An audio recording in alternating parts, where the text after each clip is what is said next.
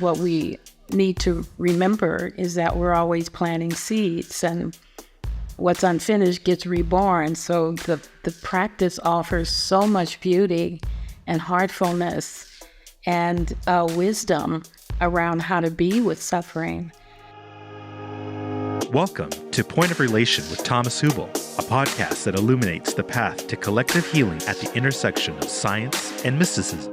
This is the Point of Relation.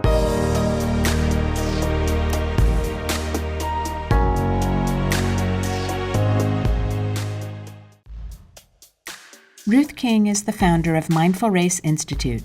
She offers her mindful race framework through online educational programs, weaving mindfulness-based principles with an exploration of our racial conditioning, its impact, and our collective potential. Welcome to Point of Relation. My name is Thomas Hübl, and I'm sitting here with Ruth King. Welcome, Ruth, to the podcast. Welcome back. Thank you. Yes, I remember vividly, although I think it's already 3-4 years ago that we talked at the Collective Trauma Summit, which I found really lovely. And I remember this is a very deep and also touching conversation. So thank you for joining me again here on the podcast. Of course, there are so many things we can talk about, and I think there are so many things we are both passionate about. What I'm most interested in is, we all have our leading edge. We're doing a piece of work for a long time in our life, and we're refining it and expanding it. And I'm curious, where is your leading edge? Like, what excites you the most at the moment, or where do you feel most of your pull and also most of your agency being alive, or your creativity being alive? So maybe you can share with us a little bit. What's that for you right now? Oh, thank you so much. And indeed a joy to be with you again. It's a really big question for me. I feel like I'm really feeling into my eldership. I'm feeling into being in a seat where the view is broad in terms of past and present and future. It seems like my trajectory in terms of span of view is large, and so I'm not feeling heightened, particularly at any one thing, as much as I'm feeling more kind of galactic in my view and seeing a lot of things at once. So I'm not experiencing a lot of peaks or passions as much as I feel there's more flavor and fragrance in my life, and a sense of balance, a sense of full-bodiedness, a bit more joy, a lot less grasping.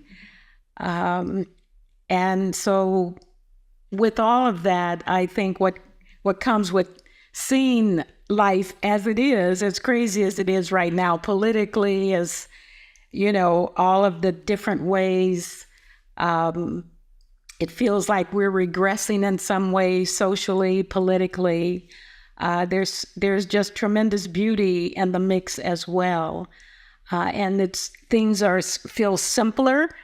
Like the beauty is simple and it's subtle in the mix of what feels very chaotic, especially politically, especially around race, especially around global suffering in the war, with different wars, and just kind of what feels like psychological chaos. Young kids playing with big toys that harm lots of people. So it's an interesting time for me. I feel like I'm able to see a lot of these things and sit with a lot of these things and respond. I don't know. I feel like my energy needs to be well used at this point. I guess I could say like a little is a lot. I don't want to waste my energy on things that don't matter, that are frivolous. So I feel like there's a part of my life right now that's being more and more distilled, more and more present. Yeah, so this is a long answer to the question, but, my wife and I just transitioned, we downsized, we got rid of a lot of things. Every little thing needed to be examined in terms of whether it goes or whether we get rid of it, and all these kind of decisions. Life just feels like that now. It feels like being more discerning, more attuning to what's present, and a sense of flavor and tenderness that's in the mix right now. So That's a beautiful answer. That's lovely. And oh yeah. you said a lot about yourself, like the whole. I like the fullness and the richness of fragrances. This is beautiful. It's a beautiful description. And you said something that caught immediately my attention. You spoke about elderhood. Mm-hmm. So let's, if you're up for it, I would like to explore that a bit. Like, what does it need for somebody to become an elder in society? And actually, what in your understanding, what's the role of elders? And maybe also, do we really respect the place of elders in our kind of modern society? Like, all of this sounds to me like a very interesting conversation, or at least part of our conversation. Like, how do we become an elder? What are qualities that elders? I don't know if I can speak for everyone, because I think that there's such conditioning around what the answer around that would be. But for me, I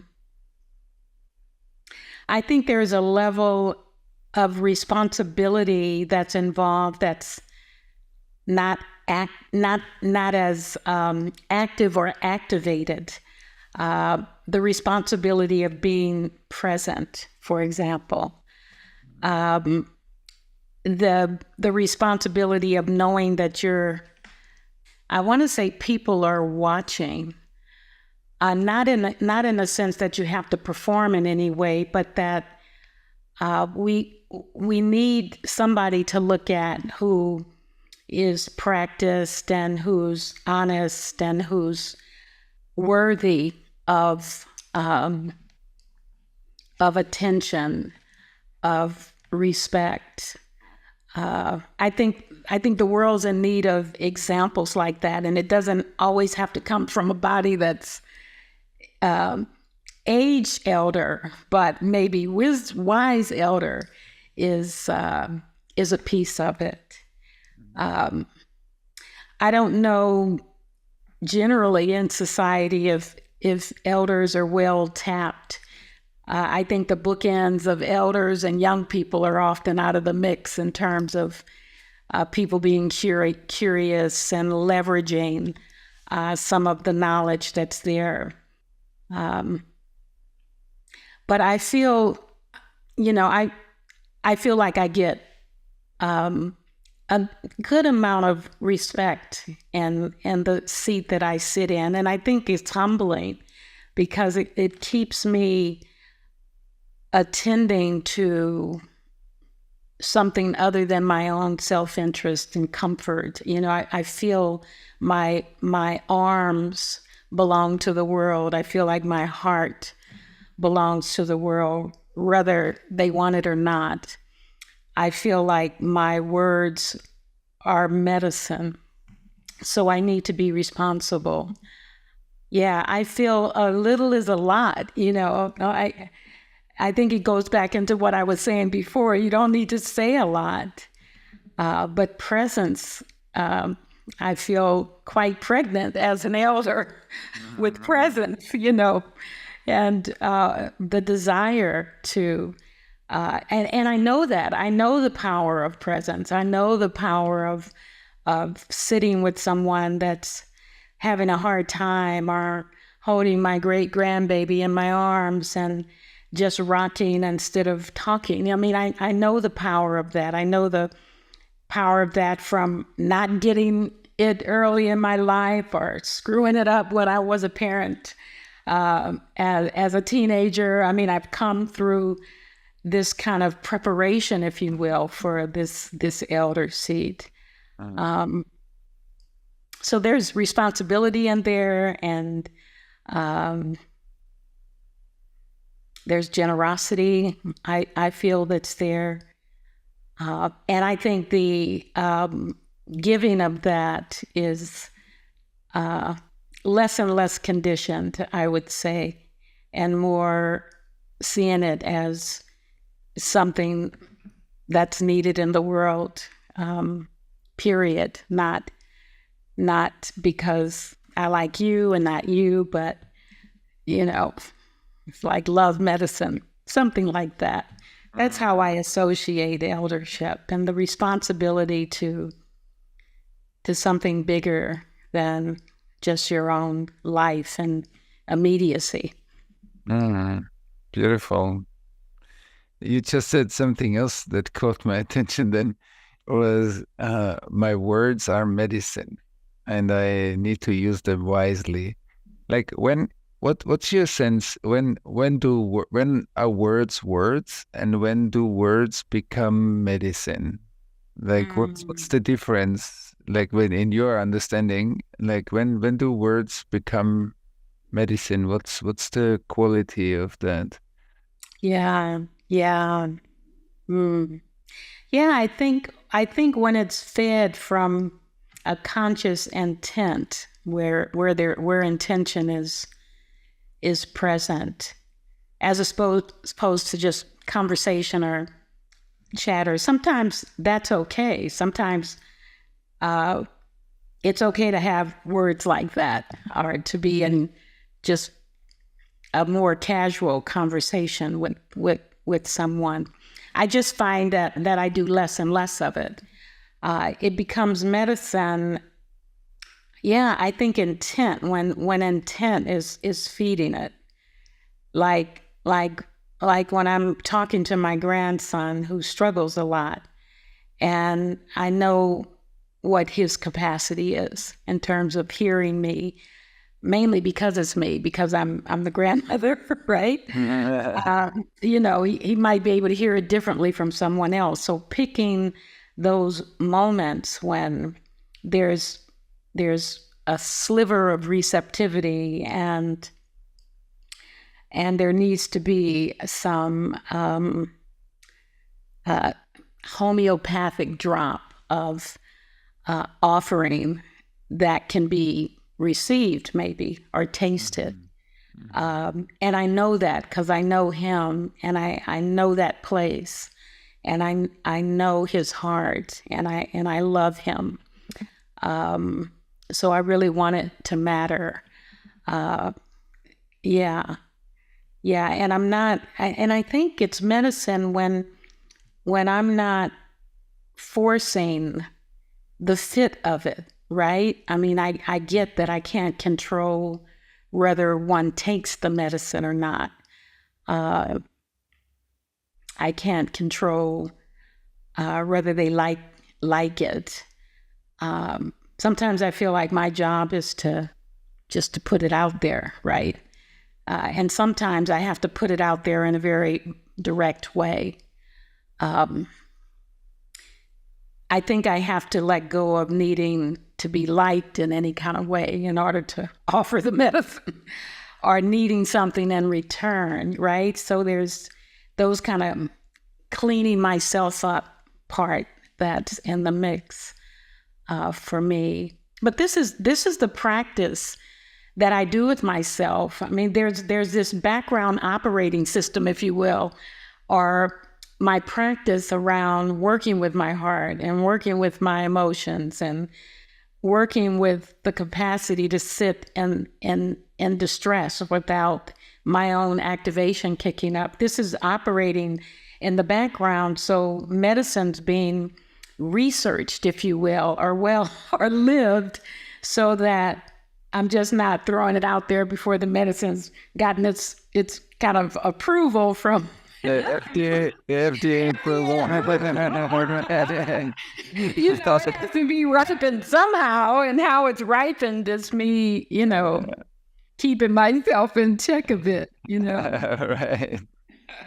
That is very sweet. The FDA approval for the medicine of words. Yeah. It's good. I like it. Yeah.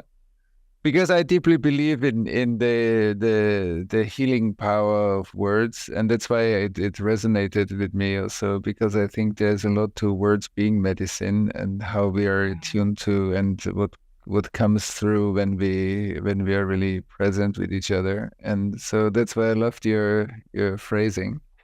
And I'm curious about what the FDA is for that kind What of. are they gonna say? I mean, what do they know first of all? Exactly. And who's gonna approve for it? Who's gonna approve? Who's the ultimate authority here? Exactly. I remember the last time that we talked, it was so joyous because I think we started talking about creativity and music and right, and the role that played. Well, that's been ripening a lot in my life around just the role that music plays, and I'm especially speaking to like some of the Black music. And when I look at some of the compositions, some of the lyrics, some of the permission that's just deeply embedded in the offering of the music as medicine, because part of what I'm playing with is artistry as cultural medicine. And when we're ripening our artistry, we are actually offering medicine to the world, because there's a distinction that's pristine in it, that if heart is involved, of course, because that's one of the ingredients of the medicine. But that kind of composting or refining that happens when you have to so-called perfect your art, and you get to a place where it's good enough, and you offer it out, whether it's a publication or a composition or a poem or a dance, there's some place that you get where the offering is made, right? Mm-hmm. And where it's good enough. And that kind of self-authorizing, this kind of distinction that's gifted in that way, I think is a real beautiful flower that we all are, that represents this kind of mosaic or bouquet in the world that we all need to smell, we all need to taste, we all need to we all need to enjoy it, right? So I really do feel like that kind of crafting. I mean, I look at, you look at Quincy Jones' music, for example, in terms of how one has a kind of ear and heart and capacity to bring all those different sounds and sounds of distinction together for something that is that's offered up and out, something that's healing, something that touches us deeply. I see those kind of compositions as sangha, as community building, as respect, as a certain beauty that you just don't get to enjoy singularly because there's so much interdependence on other components. These, to me, are Buddhist principles at play. These are the paramis in my tradition, dancing with each other with the third jewel of sangha. Yeah, I just remember that we enjoyed that conversation back then. That's right. Yeah. Right? Yeah. I also deeply enjoyed the creativity, and also like it generated. The longer we talked, we went deeper and deeper and into a very lovely resonance flow. It was really lovely. Yeah, I think you were saying your wife was involved in music and And an artist, yeah, right. Yeah, beautiful. And you said something now, like Sangha and community. Let's talk a little bit about the principle of Sangha in a world that is very like hyper individualized in many ways, at least in the West. We look a lot at the individual, and I think, I mean, you know better, the Buddhist teachings opened it up in some ways, and the Sangha and the community and the collective spaces are a very important part. It's not just like about the hyper individualism. And maybe you can speak a little bit to the medicine of Sangha. You spoke about music as cultural medicine, and also like the real art of community building, like building, weaving a Sangha, weaving the fabric of a Sangha, weaving the container or the vessel of a Sangha. Maybe you can speak a little bit to that. I think that's very important medicine for our time too. Yeah, I really like how you wove all that together, Thomas, and into a question. That's really beautiful. And it is a bit of a dance of life, Sangha. I do think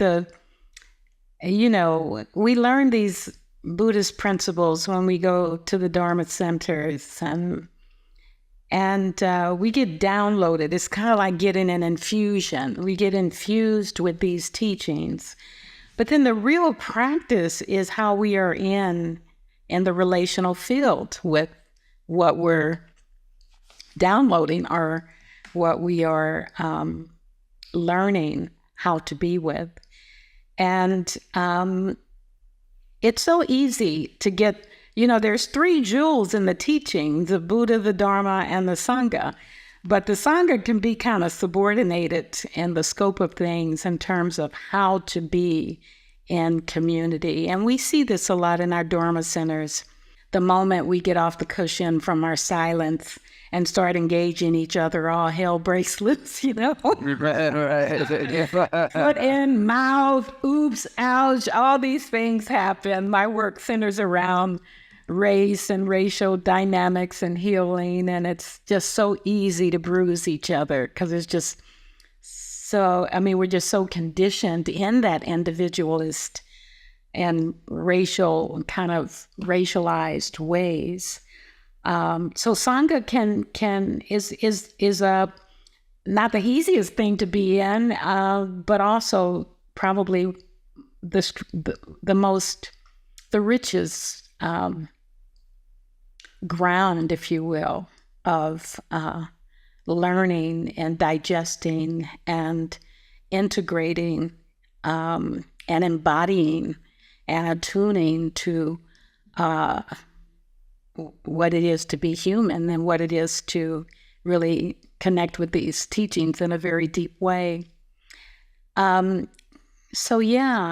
think Sangha is different than just community at large, because in Sangha, the intention is around waking up to how we are together, waking up to our own sense of, retenderizing our hearts. We're opening our minds. We're learning how to be with our thoughts, our conditioning in ways that are more onward leading, though more free, right? So we come into Sangha, into Dharma community with the intention of that kind of deep dive.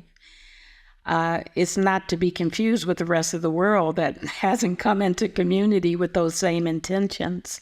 So I think it's of course a more challenging environment to engage in those minefields, if you will, where you can be activated, be harmed, be disrespected, all these things that can happen, and they can also happen in Sangha.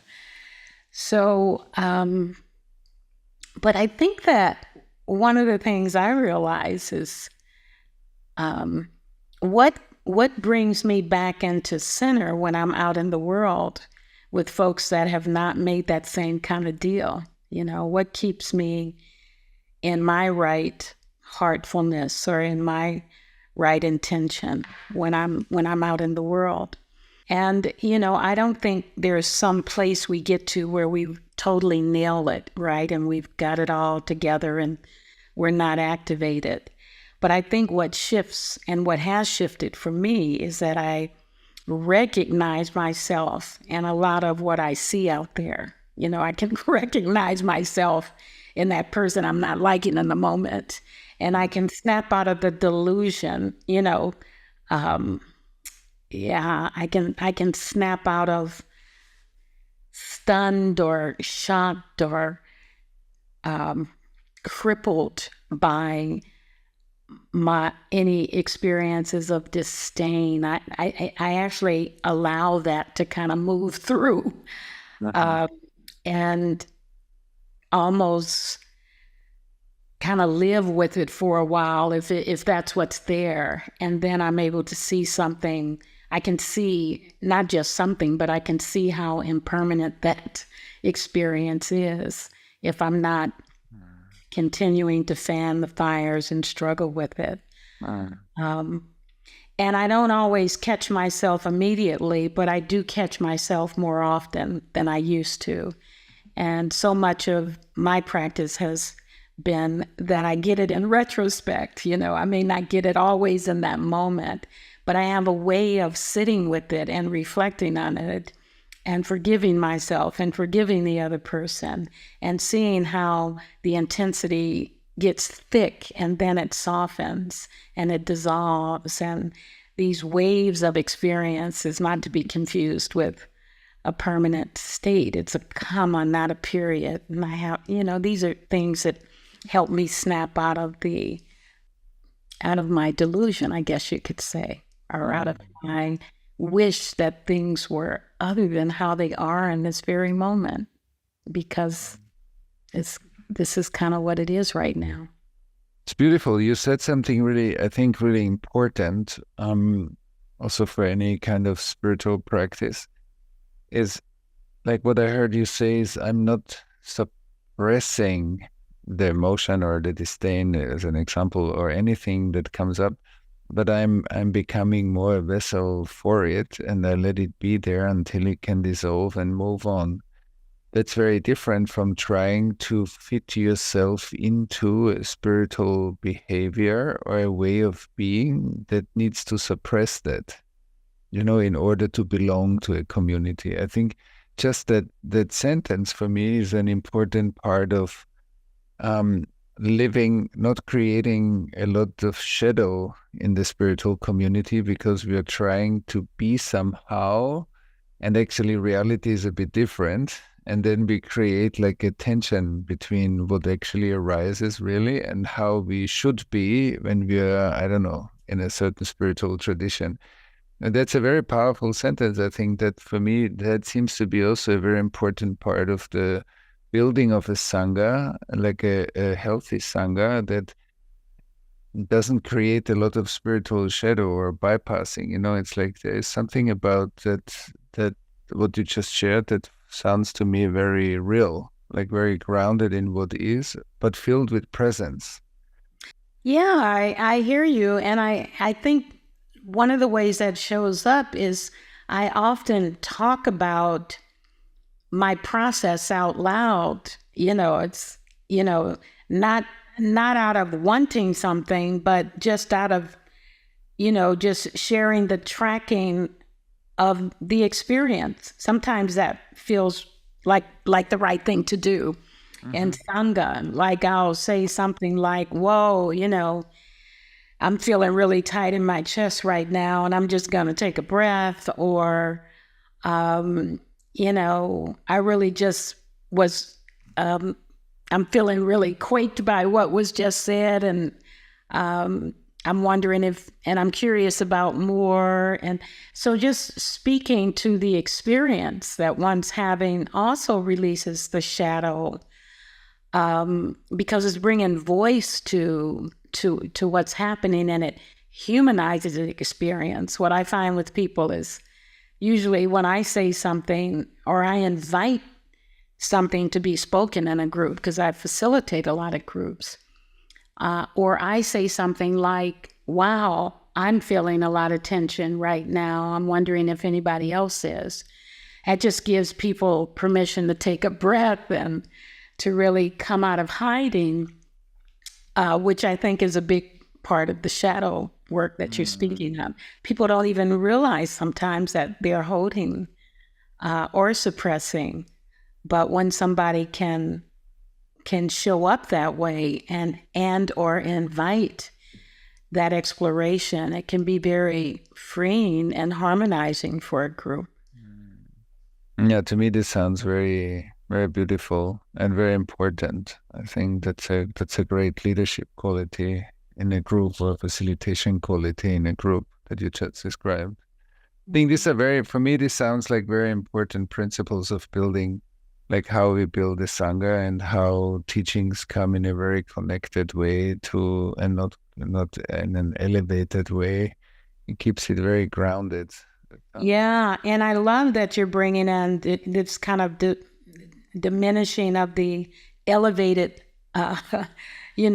kind of dynamic that could be happening, that can also be a way that people sit on what's present, in a community setting. And as you know, I offer these racial affinity group deep dive experiences where people are in community for a dedicated period of time, for a year, where they're invited to really very tenderly and structurally, they're given a lot of guidance on how to be together in the inquiry of their racial conditioning, so that kind of holding and shadow can be aerated and examined tenderly with folks who share similar experiences, only to learn that we're all different. But we start in a place of racial affinity in order to deconstruct some of the ways we've been habituated, and we can safely, so to speak, do that, so that we're, not sitting on our thoughts and holding things in or expecting others to, we need structures to support that kind of investigation and aeration and composting and, planting of new seeds. So not only is Sangha important, but having structures in Sangha that supports a sense of being with your internal experience out loud with loving community is really important. When you have this affinity groups, how do you feel when is the right time to, for example, let people or different racial backgrounds come together then? So there's the safe space of the affinity group for some time. There's some work happening as a safe container, or relatively safe container. And then let's say as it develops or grounds itself more, so when is the right time for us to come together and do work with each other in a more mixed or diverse group? And how long when do you feel, oh no, this group should stay more in those affinity spaces for some time? Yeah, good question. And I think that my work has focused more on the affinity group, consciousness raising, aerating, harmonizing among, especially around racial conditioning. So my work centers that. And I think that most of us are in environments that are diverse, or when folks come out of the Brave Space program that I offer, the racial affinity group work, they're in a better place to navigate being in different environments that are challenging around race, and they recognize themselves as a racial being in relationship to not only their own race, but in diverse races. So I'm not necessarily facilitating us all coming together, because we live in a world where that's already happening. What I really ripen is one's capacity to know themselves as a racial being and their impact, so that wherever they are in the world, they can recognize how that plays and can make some wholesome choices around what brings us together. So I think the work that I'm doing is really focused on that piece of it, not so much on, once we're done with that, how we all come together, because I think we live in a world where that opportunity exists pretty Right. readily. Right. That's right. And so when we look a little bit into the Dharma teachings now, do you want to share with us, like, when we are on a path of, on the one hand, it's like a healing path, on the other, like what you described also, when we become more in touch with ourselves, when we see more of our wounds, so there's something healing and integrating, then there is maybe the agency and how we want to impact the world and how we want to kind of deepen our understanding of the Dharma. And so how do you hold all this in your Sangha, in your community? Like, do people fluctuate back and forth? Do all grow together? Do we need certain times where we focus more on the one or the other? Like, how does this all work together, and how important is, like, the social impact or the work, the service aspect in the world, in your community or in your Sangha? Like, let's talk a little bit about how these come together, because some of the Buddhist teachings can be very much in a monastic setting, which has its own beauty and maybe has a different kind of social work also. And so let's see how this comes together in you and in your teaching. Yes, yeah. Well, one of the things, and I just wrote a blog on this, and it's important. Here's how it rolls with me. We bring our life to the cushion when we come to practice in the Dharma centers, and we meditate and we sit on our cushion. We close our eyes, and what we see and feel is our life. And because we're still, the volume of that experience is usually kind of cranked up a bit. So there's a certain heightened awareness that we have of what we're living with and walking with and working with in our lives. So that's the material that we sit with. I feel as a teacher, it's important that I acknowledge to some extent the world we live in, to relax the nervous system, to have the nervous system be affirmed around a lot of what people are just kind of grappling with. It's kind of like naming some of the global issues that are out there, like what's happening in Gaza, what's happening in Sudan, what's happening in other parts of the world. It's not naming what's happening, it's acknowledging the suffering that is happening specifically in these parts of the world. When all of the killings of Black people were going on, there was seldom a Dharma talk I would give where I didn't acknowledge the raw fact of that happening in the world. And what I found was it allowed people in the room who are also sitting with that to feel like that wasn't an invisible suffering, that we were kind of whitewashing suffering, a conversation around suffering, as opposed to putting the texture and color of life in the Dharma hall. So I think it's important to name those issues and to drop the distress that anyone may be having right into the heart of what the Dharma is offering, which is that we can be free from suffering and its cause. That's the Dharma's medicine, right?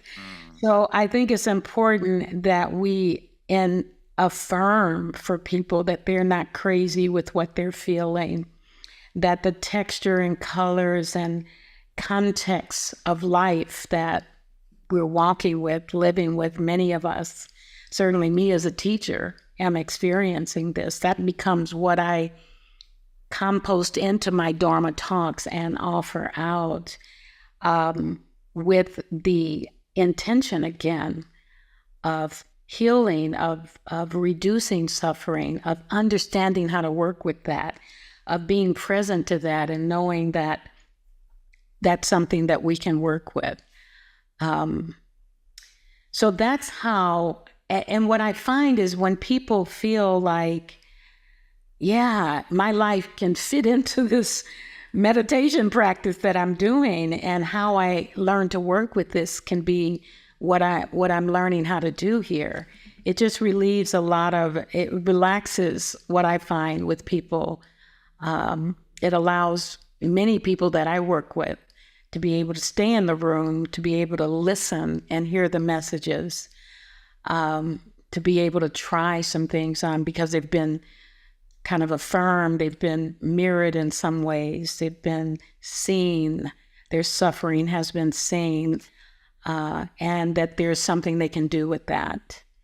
And I think then they get nourished and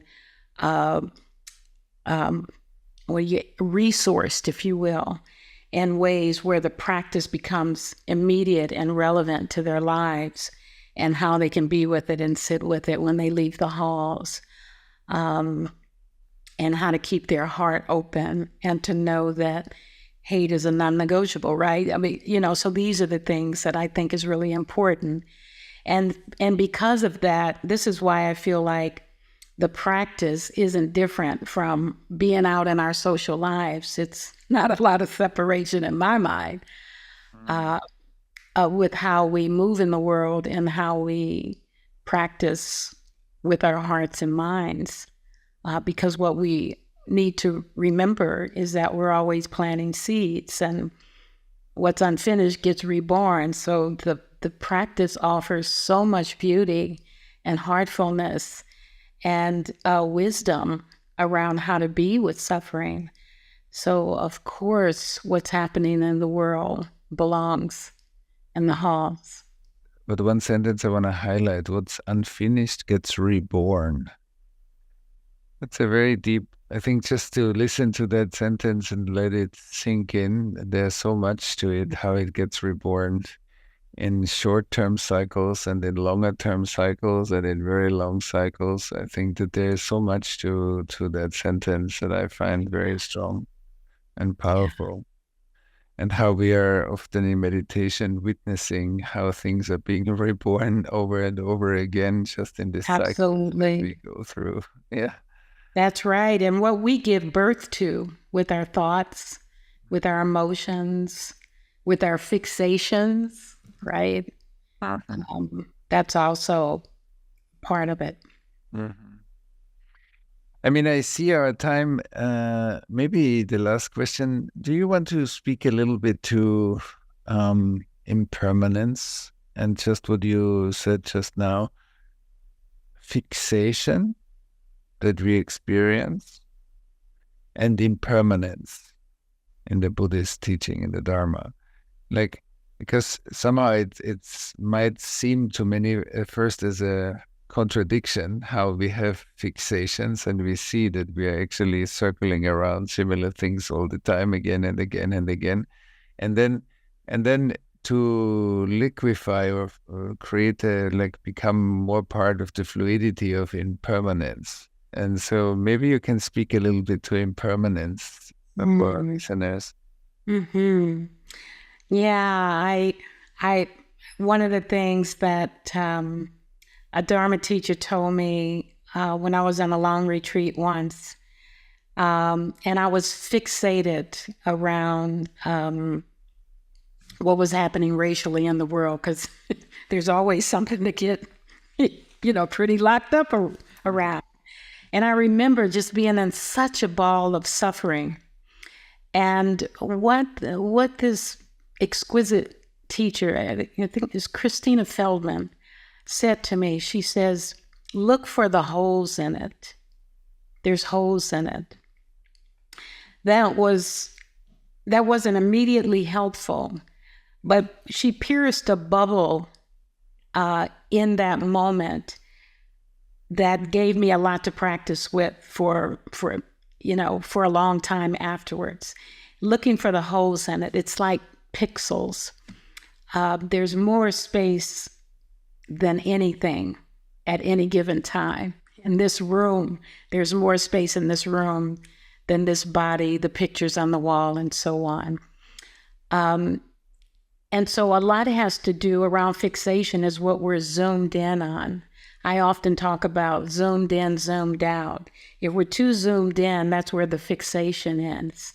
And everything is concretized, tightly pixeled on that zoom in.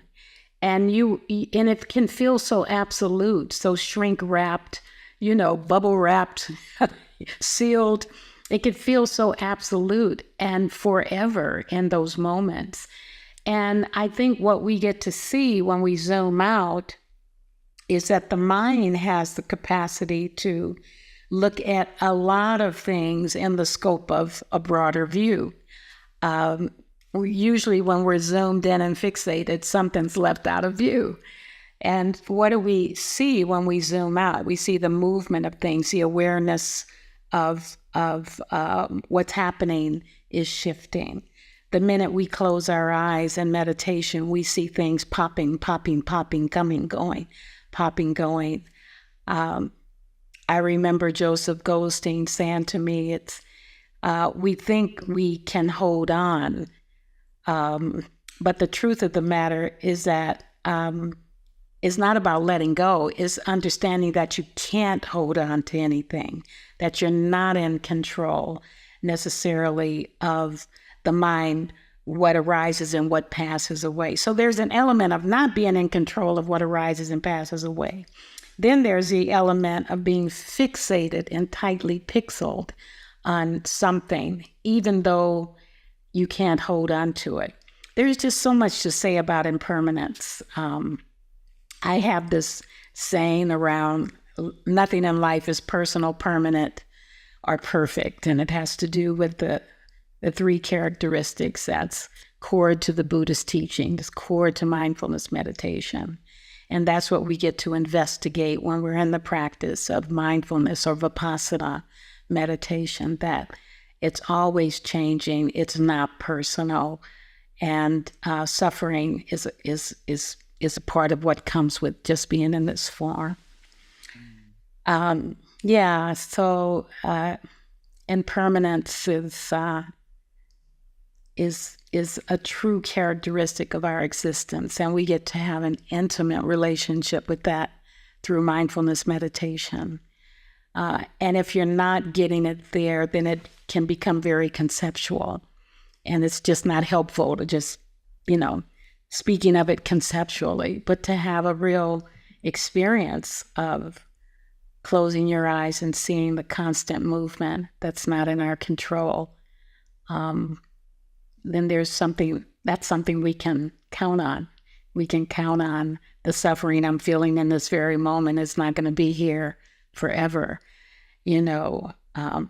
We take that out into our lives, and we see that with the rise of the sun and the moon, and we see it with the changing seasons. We see it with each breath. And I heard you say at the beginning, like when you spoke about an elder, or in your version of elderhood, you said about the broad view. And now you spoke about the zooming out and not being so zoomed into life. So zooming out seems to be like part of the wisdom that practice generates more and more. Yeah. Yeah. What a beautiful full circle, Thomas. Yes, it's a beautiful full circle, isn't it? Thank you so much, Ruth. It is lovely, always lovely to talk to you. Thank you so much that you're joining us here, and I'm sure everybody that listens will be inspired and will like by the circle. It's beautiful. Thank you so much. Thank you as well.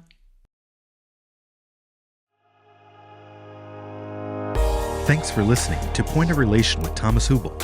Stay connected and get updates about new episodes by visiting our website, pointofrelationpodcast.com, and by subscribing to the Thomas Hübl YouTube channel. If you enjoyed this video, please like it and share about us with your community on social media. Thank you. We appreciate your support.